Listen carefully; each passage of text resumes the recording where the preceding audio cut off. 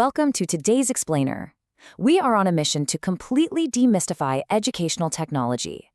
We're going to transform the way you think about tools in the classroom, taking us from this outdated idea of just staring at passive screens to engineering deeply active learning experiences. I'll be guiding you through some absolutely fascinating source material that breaks down the science, the core strategies, and the real-world application of tech in modern education. But before we get into the frameworks, I want to hook you with a provocative question taken straight from our sources. Can technology take the place of the teacher in the classroom? It's a fear a lot of educators have, and frankly, a promise a lot of tech companies like to make. But as we'll see today, the true answer to this question completely changes everything we know about teaching. If you've ever wondered how to actually make tech work for your students, you are definitely in the right place. Okay, let's dive into this. Here is our roadmap for today. We're going to cover what educational technology really is, the theories shaping its integration, the 21st century learner, levels of tech integration, modern blended learning models, and finally, evaluating and choosing the right tech. Starting right off with Section 1. What is educational technology? So, there is a massive misconception about what tech in the classroom actually means.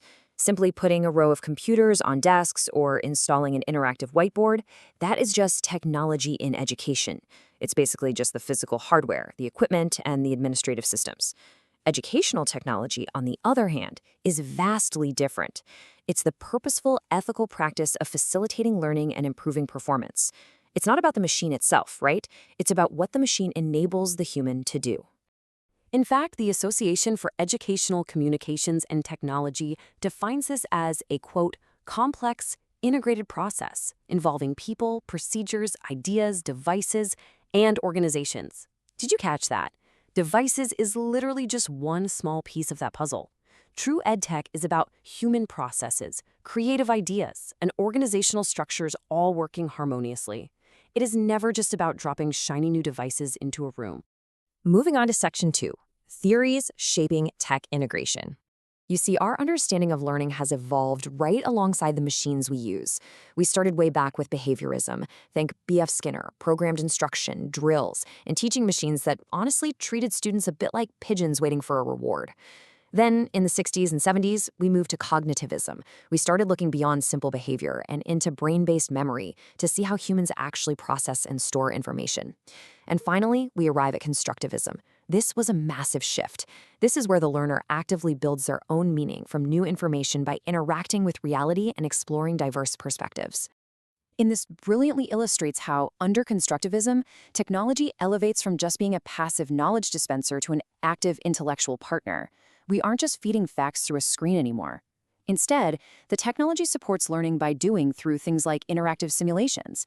It supports learning by reflecting through digital portfolios, and learning by conversing through collaborative platforms. The student is firmly, finally, placed in the driver's seat. Which brings us to Section 3, the 21st century learner. We have to talk about who we're actually teaching. Today's digital natives need a completely new set of skills to survive. The traditional reading, writing, and arithmetic just don't cut it alone anymore. They need 6 critical fluencies. How do they design and apply answers to complex real-world problems? Well, that's solution fluency. Can they access and accurately evaluate the absolute fire hose of online data? That requires information and media fluency. Then there's collaboration fluency for virtual teamwork across time zones, and creativity fluency for artistic digital design. And perhaps the most crucial one right now, digital ethics. They need to understand the heavy responsibility and accountability of existing in a shared digital world. Let's look at how we apply this in Section 4, levels of tech integration.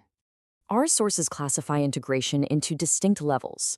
Basic integration is when a teacher simply uses a computer and a projector to show some photos to the class. It's helpful, sure, but it's entirely teacher-centered. The technology doesn't play a pivotal role for the student's own discovery. Contrast that with high-level integration, where the students are the ones actually wielding the tech.